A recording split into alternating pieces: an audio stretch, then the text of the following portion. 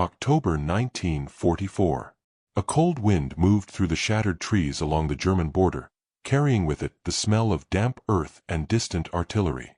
American troops of the 1st Infantry Division stood in silence, staring at the ancient city of Aachen, a place older than the United States itself, a city crowned by Charlemagne's cathedral and protected by layers of stone, concrete, and loyalty. For the first time in the war, America was preparing to fight inside Germany. The men knew it would not resemble the battles of France or Belgium. Aachen was different, a maze of narrow streets, thick-walled houses, fortified cellars, and stubborn defenders who believed the city symbolized the very soul of the Reich. To lose Aachen, Berlin warned, would be an unacceptable humiliation. To take Aachen, American commanders understood, would become a political and military message to both sides: the Reich can be breached. In the days before the assault, engineers studied aerial photos and old Prussian maps. They discovered something that worried everyone. Beneath the city ran a labyrinth of interconnected basements and tunnels. If the Germans turned those spaces into firing positions, the Americans would face a three-dimensional battlefield, above ground, street level, and underground, a place where every doorway could hide an MG-42 and every corner could cost a squad.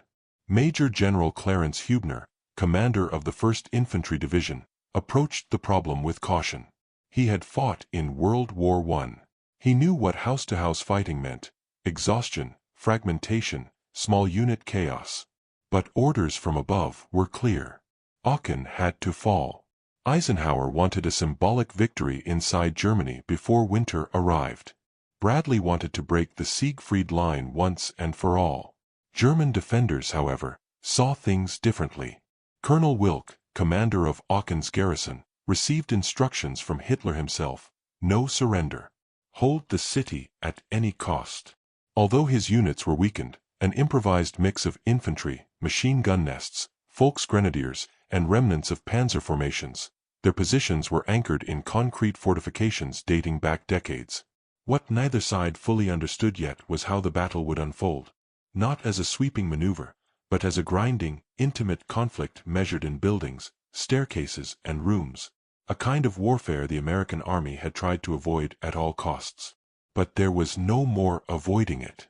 As the first shells landed around Aachen's outskirts, American soldiers tightened their grips on their rifles, stepped forward, and crossed the threshold into Germany. What awaited them was a fight unlike anything they had faced, a clash that would test tactics, resolve, and the very meaning of victory. Aachen was about to become the first German city taken by the United States. But no one yet understood the price. The road to Aachen did not begin at the city limits. It began at the teeth-shaped bunkers of the Siegfried Line, the West Wall, a defensive system Germany had spent years constructing. For American troops who had crossed half of Europe, its appearance was unsettling. Rows of concrete dragon's teeth stretched across the fields like the bones of some ancient creature. Pillboxes sat half buried in the earth, reinforced by steel beams, overlapping fields of fire, and decades of engineering discipline. To reach Aachen, the U.S. Army had to carve its way through this barrier first. The 1st Infantry Division, the big red one, moved cautiously. Engineers advanced under fire, clearing mines, cutting through wire, and blasting passages wide enough for Sherman tanks. The Germans had designed every angle of the West Wall to slow an enemy down, to force them into predictable choke points, to bleed them before they ever reached German soil. And it worked. Even small bunkers, manned by handfuls of defenders, could hold up entire American companies for hours. But the Americans adapted quickly. Infantrymen learned to flank the pillboxes, approaching from blind sides, slipping close enough to place explosives at the firing ports. Others used smoke grenades to block visibility, while tanks provided suppressive fire. Flamethrower teams, feared by both sides, were called in when resistance hardened. It was ugly, intimate work, where victory was measured in meters. Once the West Wall cracked open, a feeling spread through the ranks. This was different. There was a psychological shift. Soldiers were not just crossing a border on a map, they were stepping into the enemy's homeland. Every farmhouse, every forest line, every ruined village carried the tension of fighting an enemy defending his last ground. The Germans sensed this moment as well.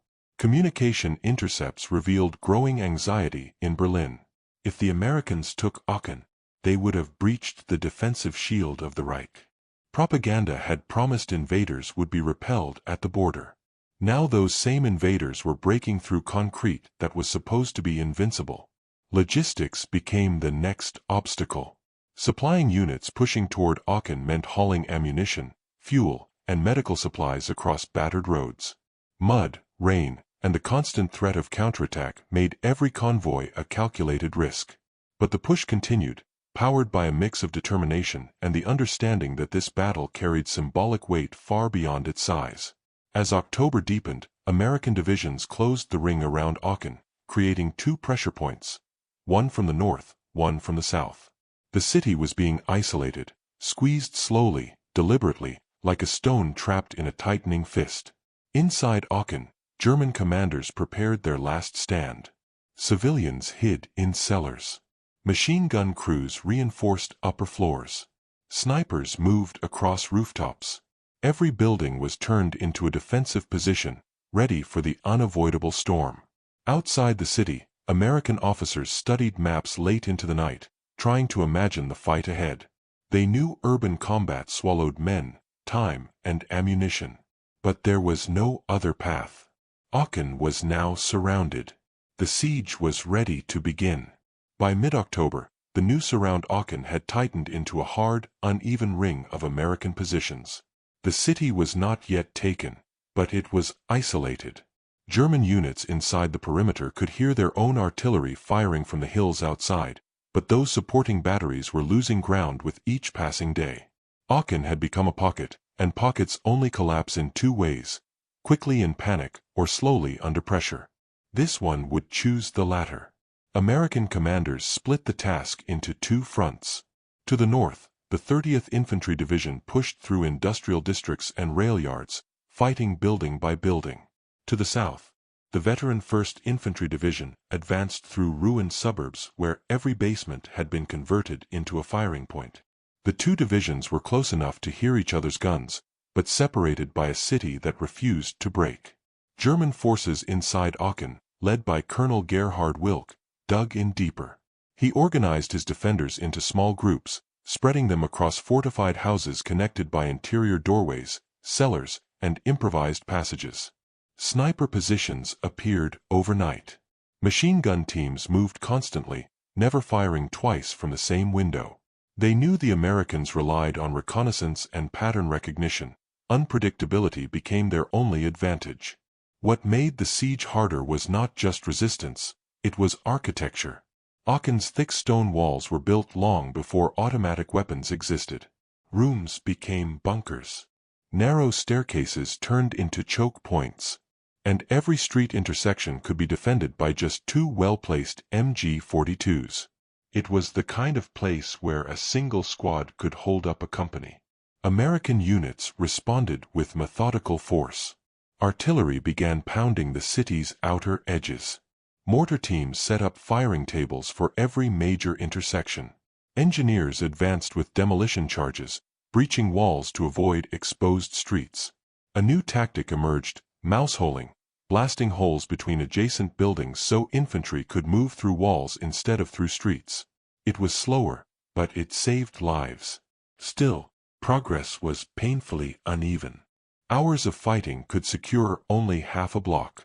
And every gain forced the Americans to extend supply lines deeper into the ruins, moving ammunition, bandages, and food under constant threat from hidden German positions. Radios crackled with requests for smoke, support fire, and evacuation routes. Psychologically, the city weighed heavily on both sides. American soldiers entering Aachen felt a shift. This was Germany proper, not occupied territory. The buildings, though shattered, still carried signs of domestic life: family photographs, broken furniture, children's toys scattered across rubble. It reminded everyone that they were no longer liberators. Here, they were invaders fighting defenders on their own soil. For German troops and militia, that reality created a grim determination. Some were young Volksgrenadiers barely trained for combat. Others were veterans pulled from battered regiments. All shared the same understanding. Losing Aachen meant admitting that the West Wall had failed, that the Reich's borders could be breached. Night after night, flare bursts lit the sky above the city like slow, dying fireworks. Each illumination revealed the same picture: collapsed roofs, dust hanging in the air, soldiers moving carefully between shadows. The siege was narrowing. The Americans were closing in block by block. But the hardest fighting, the battle for Aachen's heart, had not yet begun. The real fight for Aachen began the moment American troops crossed into the city's interior streets. The suburbs and outskirts had been difficult, but what lay ahead was something the U.S. Army had almost no experience with: dense, historic urban combat. Narrow alleys twisted between tall stone buildings that blocked radio signals, confused maps, and trapped sound. Footsteps echoed unpredictably. Gunfire ricocheted against walls, making it impossible to know its direction. Every sense felt unreliable. American platoons advanced slowly, often no more than a few dozen yards an hour. Infantrymen hugged walls, moving with deliberate caution.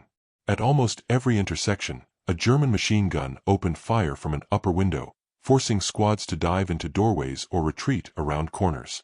The defenders knew the terrain intimately. They used attics as observation posts, basements as firing nests, and rooftops as hidden pathways. One of the first lessons the Americans learned was that tanks, so decisive in open country battles, were vulnerable here. The Sherman's tall profile made it an obvious target. German Panzerfaust teams hid behind collapsed walls or in ground floor windows, waiting for a tank to expose its side armor. Many Shermans advanced with infantry clinging to their rear hulls, using the tank as cover until the moment it drew fire, at which point the soldiers would drop off and engage the threat. To counter this deadly environment, American units developed a rhythm. Infantry advanced first, clearing windows and doorways. Tanks followed at a careful distance, ready to fire point-blank into fortified buildings. Engineers moved behind them, blowing holes in walls to create safer routes. It was a dance of coordination that demanded patience and discipline. Mistakes could be fatal. Inside the city, the air was filled with dust from collapsing masonry. The soundscape was claustrophobic, not the booming artillery of earlier campaigns, but the sharp, repeating crack of rifles and the grinding roar of tanks echoing through enclosed streets. Smoke often lingered between buildings, giving everything a muted, unreal quality. Soldiers described the atmosphere as fighting inside a stone maze. German resistance grew fiercer toward the center. Small squads maneuvered between buildings through pre-made breaches, appearing in unexpected positions. Snipers targeted officers and radio men. Machine gun teams shifted locations constantly to avoid artillery spotting. A single German squad could delay an entire American company for hours. At dusk, the battlefield changed character again. Without daylight, visibility dropped to mere feet, and shadows stretched across corridors filled with debris. Flashlights were too dangerous to use. German flare pistols sent brief bursts of cold light through the streets, revealing silhouettes of men moving between rubble piles. The Americans responded with their own flares and star shells, creating a strange rhythm of illumination and darkness. As the days passed, American troops realized something important. This was no longer a maneuver campaign. This was a contest of endurance. Every house had to be cleared. Every attic had to be checked. Every cellar had to be opened. The Germans were not retreating. They were burrowing deeper. And somewhere ahead, beyond the shattered storefronts and the choking dust, stood Aachen's center, the symbolic heart of the city. Reaching it would require more than firepower.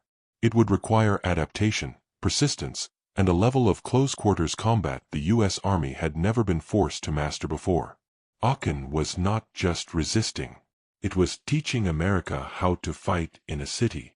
As the fight pushed deeper into Aachen, American commanders realized they could no longer rely on the doctrines that had carried them across France. Urban combat inside Germany required something else: improvisation, microtactics, and constant adaptation. Every squad became a problem-solving team. Every intersection was a puzzle. The first change came with movement. Streets were too exposed, too predictable. German machine guns and snipers watched them constantly. So American platoons began moving between buildings instead of along them. Engineers used TNT or satchel charges to blast openings in walls, creating interior passageways that allowed squads to advance without stepping into the open. It was exhausting, slow work, but it saved lives. House clearing became another new discipline. The procedure was almost ritualistic: a grenade tossed through a doorway, a two-man team rushing in, rifles raised, checking corners, staircases, and windows in a rhythm that had to be both precise and instinctive. Basement doors were approached with dread. Many hid German teams waiting in silence. Some basements allowed movement across entire blocks, turning the underground level of Aachen into a second, shadowed battlefield. Tanks adapted as well. Sherman crews learned to fire high-explosive shells point-blank into fortified houses, using blast pressure to dislodge defenders. Infantry coordinated with tanks through hand signals or shouted instructions. Radios often failed inside thick stone structures.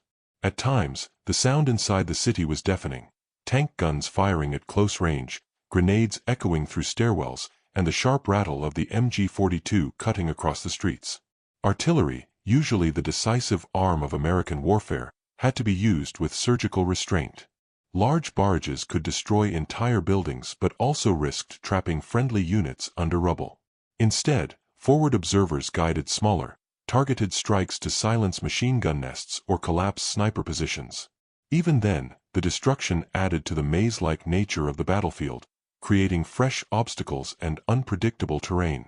Communication became a constant challenge.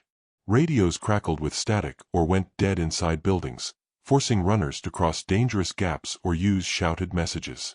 Sometimes, the only way to convey information was to physically tap Morse-like signals on pipes or walls, hoping adjacent units would understand. Coordination, essential in such close quarters, often felt improvised.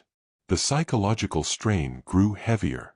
Fighting inside confined spaces meant never knowing what was behind the next door. Soldiers spoke of stepping over broken furniture, passing family portraits still hanging on cracked walls, and hearing the echo of their own boots in rooms thick with dust. The contrast between domestic life and violence created a surreal tension, a reminder that this was Germany's interior, not a remote battlefield. For German defenders, adaptation took a different form. Ammunition was scarce. Reinforcements almost non-existent. But their familiarity with the terrain gave them an advantage. They shifted firing positions constantly, using rooftops as transit routes and cellars as ambush points. They fought in small, independent groups, often refusing to withdraw even when surrounded. Yet despite the brutality, a pattern emerged. The Americans were pushing forward. Not fast. Not cleanly. But relentlessly. Block by block, room by room, their tactics sharpened. Their coordination tightened. What had begun as a chaotic struggle was slowly turning into a methodical, learned craft. By the time the Americans reached the vicinity of the city center, one thing had become clear: Aachen was no longer just a battlefield. It was a teacher, and the U.S. Army was learning at a cost written in rubble and exhaustion. While American forces pushed deeper into Aachen, German commanders outside the city were preparing a desperate gamble. They knew the garrison inside was running low on ammunition, medical supplies, and reinforcements. Communications with Colonel Wilk were fragmentary, but one message was unmistakably clear: Aachen cannot fall without an attempt to save it. Thus began the last major effort to break the encirclement, a counterattack that struck not within the city, but outside, aiming to smash the American ring from the east. The assault came from elements of the 116th Panzer Division and other improvised units, a mix of tanks, Panzergrenadiers, and Volksgrenadier formations hastily pulled together. Many soldiers were exhausted from previous operations. Some were barely trained. But they carried the responsibility of reopening a corridor to Aachen, even briefly, to relieve the defenders trapped inside. The attack fell upon the 30th Infantry Division, positioned north of the city. Early on the morning of October 12, fog covered the fields, muffling sound and limiting visibility. American outposts heard engines before they saw anything, the low, rhythmic growl of German panzers moving through the mist. Moments later, the first shots crashed into the American lines, followed by infantry advancing quickly behind tank silhouettes. The 30th Division reacted with discipline. Anti-tank teams scrambled into position, maneuvering between hedgerows and shallow ditches.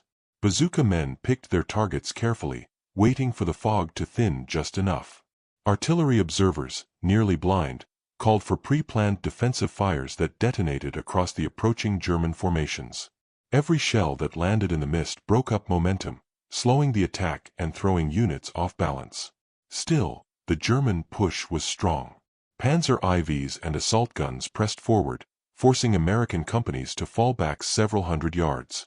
For a moment, it looked as if the encirclement was genuinely at risk. Radio traffic crackled with reports of breakthroughs, shifting lines, and urgent requests for armor.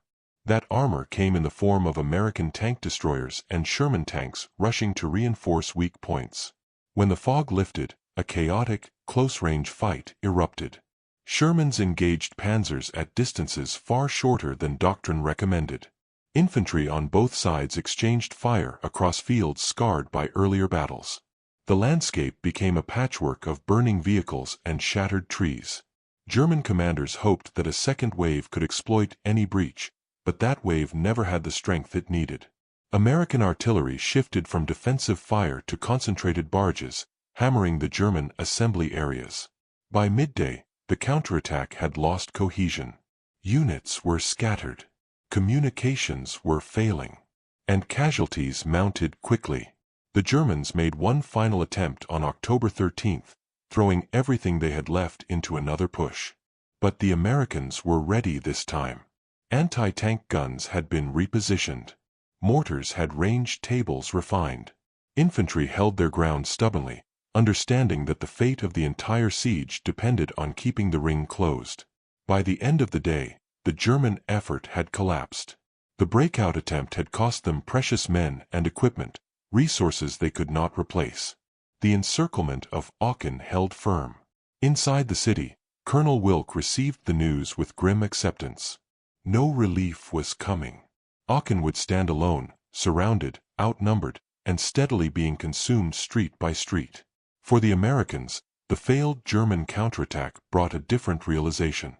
The enemy was still capable of organized resistance, even on the brink of collapse. Aachen would not simply be taken, it would have to be pried from determined hands. And the final, most brutal phase was about to begin. The closer American troops moved toward Aachen's center, the more the battle changed. The city's heart, a cluster of medieval streets around the Cathedral of Charlemagne, was a natural fortress. Narrow lanes formed tight corridors where tanks struggled to maneuver. Heavy stone buildings stood shoulder to shoulder, their thick walls absorbing rifle rounds and even tank shells. Every step forward felt like entering a trap. American units advanced in small, coordinated teams, each one responsible for clearing a stretch of street or a cluster of buildings. Communication was constant, but the environment made it unreliable. Radios failed inside the dense stone structures, forcing leaders to rely on hand signals or runners darting between doorways. In some moments, the battlefield shrank to mere feet, a world of shadows, dust, and close-range encounters.